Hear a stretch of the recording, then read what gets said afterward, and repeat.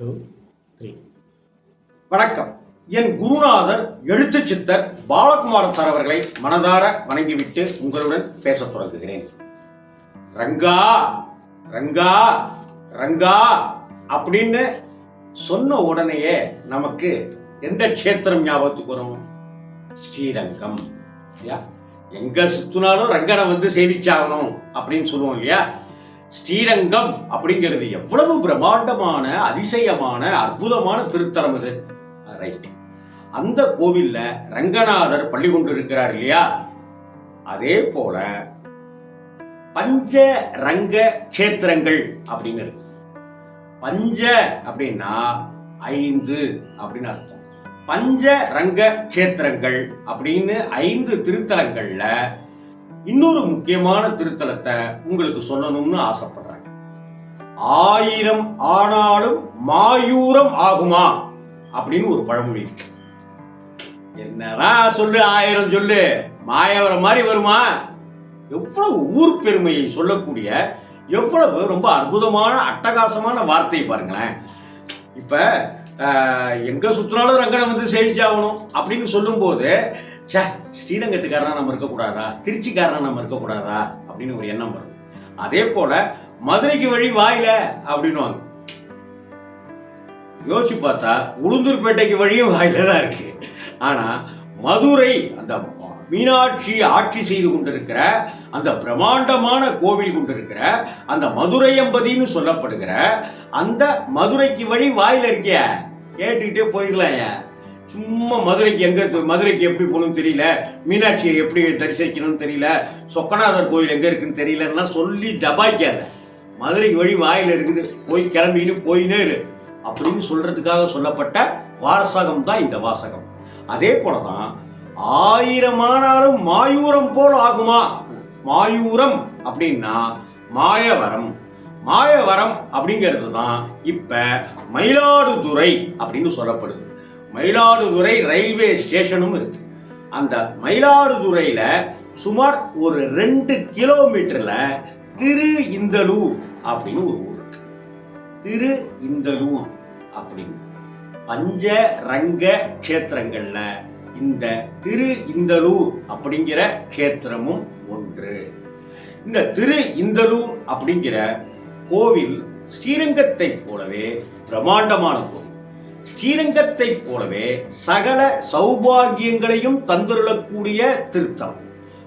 அந்த கோவிலுடைய பெருமாளுடைய திருநாமம் அப்படிங்கிறத பார்த்தோம்னாக்க பரிமள ரங்கநாதர் அப்படிங்கிற பேர். ஸ்ரீரங்கத்துல ரங்கநாதர், இங்க பரிமள ரங்கநாதர். அந்த பரிமளம் அப்படின்னா என்ன?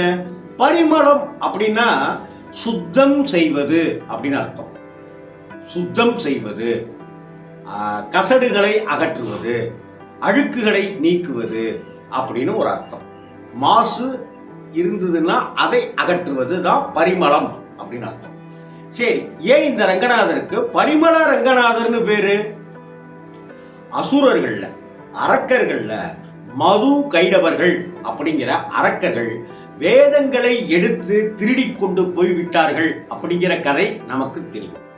அப்படி மது கைடவர்கள் கிட்ட இருந்து அந்த வேதங்களை மீட்டு கொண்டு வந்த பெருமாள் அப்படிங்கிறது ஸ்தல புராணம் சொல்லுகிற விளக்கம். ஆக அந்த வேதங்கள் அசுரர்களின் கையில் பட்டு அது மாசு அடைந்து விட்டதால் அந்த மாசை நீக்குவதற்காக அவர் தூய்மைப்படுத்தினார் அப்படின்னு சொல்றது. வேதங்களை தூய்மைப்படுத்தியதால், சுத்தப்படுத்துறது தான், தூய்மைப்படுத்துறது தான் பரிமளம். இந்த ரங்கநாதர் வேதங்களை அப்படி தூய்மைப்படுத்தியதால பரிமள ரங்கநாதர் அப்படின்னு பேர். இவ்வளவு அழகான பேர்லாம் வச்சிருக்காங்க பாருங்களேன். ஆழ்வார்களால மங்களாசாசனம் செய்யப்பட்ட கோவில்கள்ல இந்த திரு இந்தலூர் திருத்தலமும் ஒன்று. மகா புண்ணிய கஷேத்திரம் அப்படின்னு சொல்லக்கூடியது. அதே போல இங்க இருக்கிற தீர்த்த குளம் அப்படிங்கிறதும் இந்திரனால் சந்திரனால் உருவாக்கப்பட்ட தீர்த்த குளம். பிரம்மா முதலானவர்கள் வழிபட்ட வரம் பெற்ற கஷேத்திரத்துல இந்த திரு இந்தலூர் அப்படிங்கிற கஷேத்திரமும் உண்டு அப்படின்னு சொல்லப்படுது. பிரம்மாண்டமான திருக்கோவில்.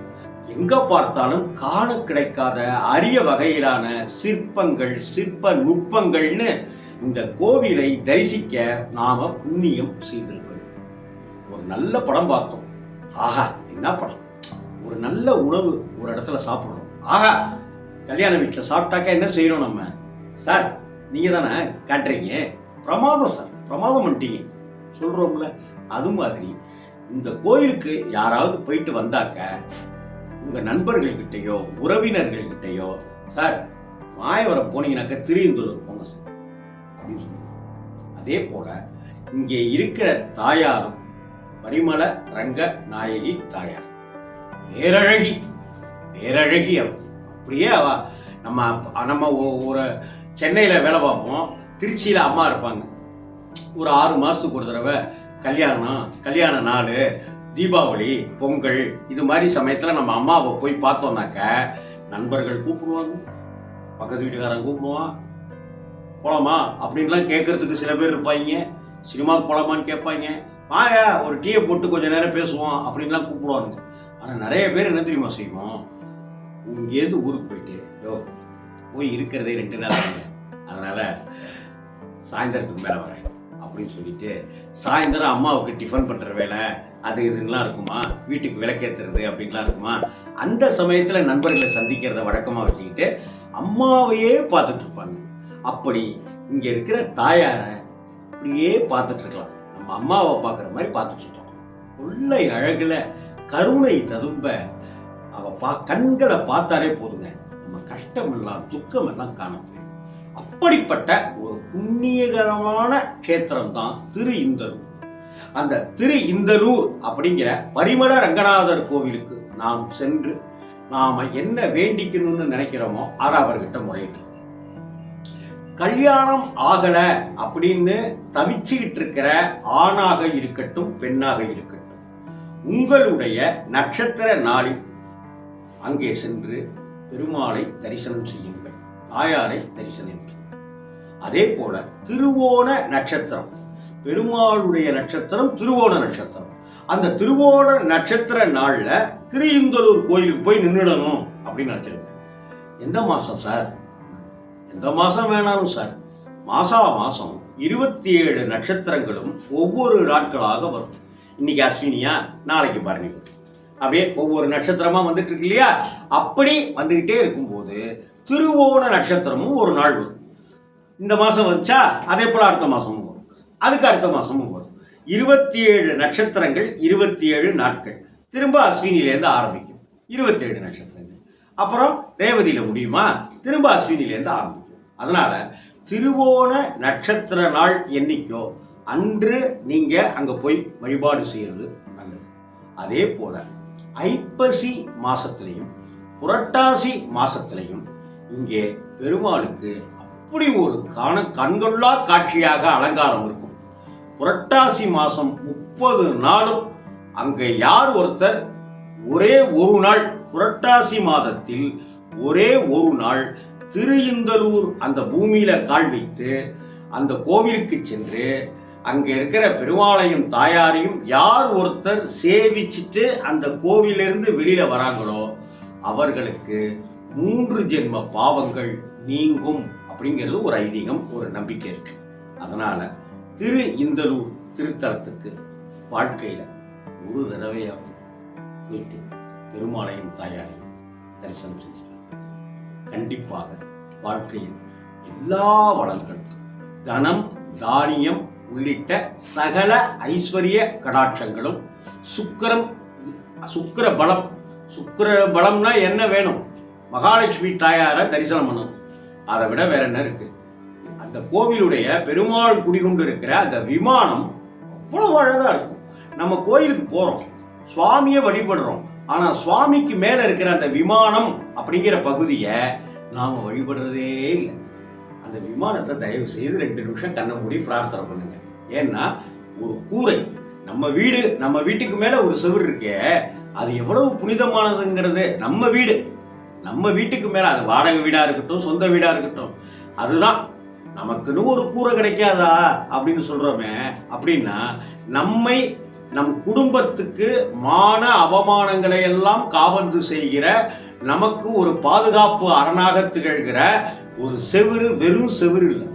ஒரு மேற்சுவருங்கிறது வெறும் மேற்சுவர் இல்லை, அதுக்கே உயிர் இருக்கு, அதுக்கே ஜீவன் இருக்கு. அப்படின்னும் போது ஒரு பெருமாள் குடிகொண்டிருக்கிற அந்த இடத்தினுடைய விமானம் இன்னும் எவ்வளவு அளப்பரியது, எவ்வளவு சக்தி வாய்ந்தது. திருஇந்தலூர் சென்று வாருங்கள், வாழ்வில் நல்ல நல்ல திருப்பங்களை நீங்கள் காண்பீர்கள். இது சத்தியம். 10:30